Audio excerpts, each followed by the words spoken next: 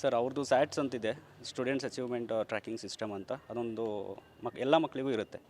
So ಅದರಲ್ಲಿ ಏನಾಗಿದೆ ಅಂತ ಹೇಳಿದ್ರೆ, ಒಂದು ಮಗುವುದು ಬ್ಲಾಕ್ಡ್ ಬೈ ಬಿ ಒ ಅಂತ ಬಂದಿದೆ, ರಿಜೆಕ್ಟೆಡ್ ಬೈ ಬಿ ಒ ಅಂತ. ಸೊ ಅದೊಂದು ಆಗಿದೆ. ಬಿ ಒನ ಕೇಳಿದಾಗ ಅಲ್ಲಿ ಹೇಳ್ತಾರೆ ಅವ್ರು ಲಾಗಿನಲ್ಲಿ ಬಂದಿಲ್ಲ ಅಂತ. ಸೊ ಇದು ಟೆಕ್ನಿಕಲ್ ಇಶ್ಯೂ ಆಗಿದೆ ಸರ್. ಬಿ ಒ ಅವರು ಹೇಳ್ತಾರೆ ಅವ್ರು ಲಾಗಿನಿಗೆ ಬಂದರೆ ನಾವು ಮಾಡಿಸ್ಬೋದು ಅಂತ ಹೇಳ್ತಿದ್ದಾರೆ. ಇನ್ನೊಂದು ಮಗುದು ಟಿ ಸಿ ಇಶ್ಯೂ ಅಂತ ಬಂದಿದೆ. ನಾವು ಓದ್ತಿರೋ ಮಕ್ಕಳಿಗೆ ಟಿ ಸಿ ಇಶ್ಯೂ ಮಾಡೋದೇ ಇಲ್ಲ. ಸೊ ಅದು ಯಾಕೆ ಆಗಿದ್ದು ಅಂತ, ಅದು ಯಾಕೆ ಆಗಿದೆ ಅಂತ ಗೊತ್ತಿಲ್ಲ. ಅದು ಟೆಕ್ನಿಕ್ ಇಶ್ಯೂನೇ ಆಗಿದೆ. ಇದು ಯಾವಾಗ ಗೊತ್ತಾಗಿದೆ ಸರ್ ನಿಮಗೆ? ನಮಗೆ ನಿನ್ನೆ ಗೊತ್ತಾಗಿದ್ದು ಸರ್.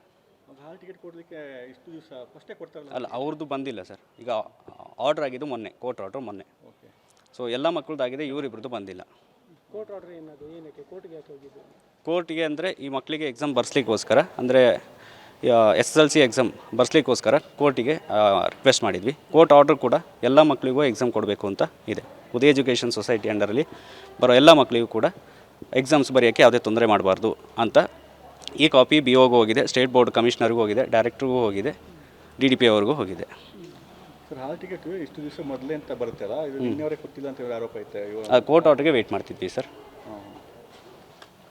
ಅಂದರೆ ಉದಯ ಹೈಸ್ಕೂಲ್ಗೆ ಇಂಗ್ಲೀಷ್ ಮೀಡಿಯಂ ಸ್ಕೂಲ್ ಪರ್ಮಿಷನ್ ಇಲ್ಲ ಅಂತ ಊರವ್ರು ಹೇಳ್ತಾರೆ, ಹೌದಾ? ಮಾನ್ಯತೆ ಮಾಡಿಸ್ತಾ ಇದ್ದಾರೆ ಸರ್. ಅದು ಪ್ರೋಸೆಸ್ಸಲ್ಲೇ ಇದೆ, ಅಂತ ಕಂಪ್ಲೀಟಾಗಿ ಆಗಿಲ್ಲ. ಅದು ಆಗಿಲ್ಲ. ಕಳೆದ ವರ್ಷವೂ ಇದೇ ಥರ ಆಗಿತ್ತು. ಕೋರ್ಟ್ ಮುಖಾಂತರ ಎಲ್ಲ ಮಕ್ಕಳು ಎಕ್ಸಾಮ್ ಬರೆದಿದ್ದಾರೆ, ಎಲ್ರಿಗೂ ರಿಸಲ್ಟ್ ಬಂದಿದೆ, ಎಲ್ರಿಗೂ ಮಾರ್ಕ್ಸ್ ಕಾರ್ಡ್ ಬಂದಿದೆ.